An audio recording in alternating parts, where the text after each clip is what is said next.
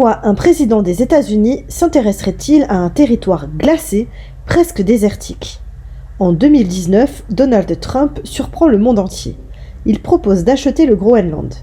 Une île gigantesque, recouverte à 80% de glace, peu peuplée, mais loin d'être insignifiante. Pour certains, c'est un simple calcul stratégique. Pour d'autres, il y aurait quelque chose de plus profond, de plus mystérieux. Car une chose est sûre, le Groenland attire une attention qu'on ne s'explique pas totalement. Alors, qu'y a-t-il vraiment sous cette glace ?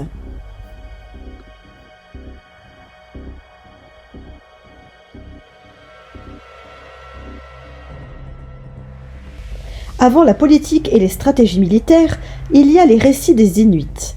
Pour eux, le Groenland n'est pas une terre silencieuse, mais un territoire vivant.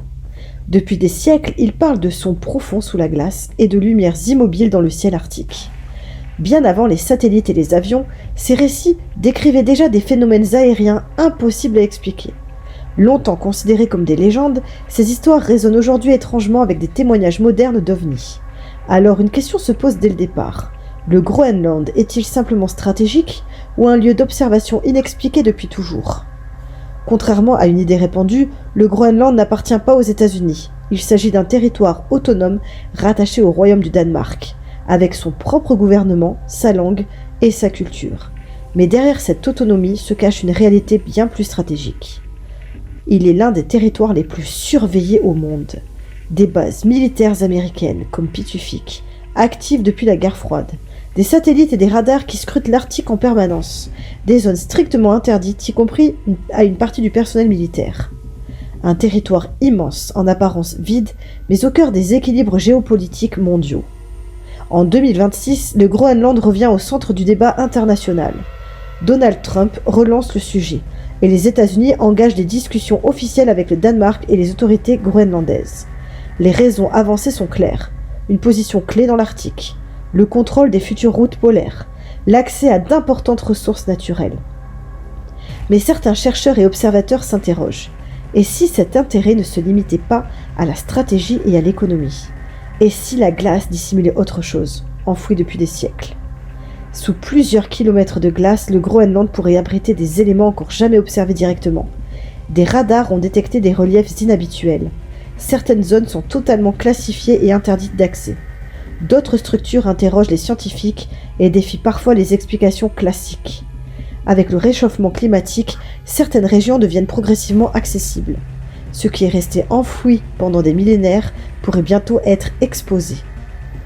Contrôler le Groenland, ce n'est donc pas seulement posséder un territoire, mais potentiellement accéder à ce que la glace a toujours dissimulé. Aujourd'hui encore, certains phénomènes observés au Groenland semblent faire écho aux récits anciens des Inuits.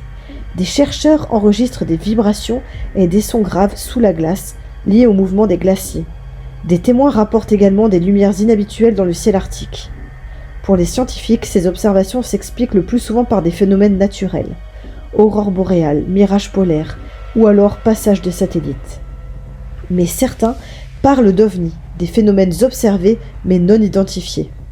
Entre mémoires ancestrales, sciences modernes et témoignages contemporains, le Groenland reste un territoire où tout n'est pas encore totalement compris. Il fascine autant par son importance stratégique que par les zones encore inexplorées qu'il renferme. Routes arctiques, ressources naturelles, territoires clés au cœur des nouvelles tensions mondiales, tout explique l'intérêt des grandes puissances. Mais malgré les technologies modernes, les radars et la recherche scientifique, cette île continue de soulever des questions.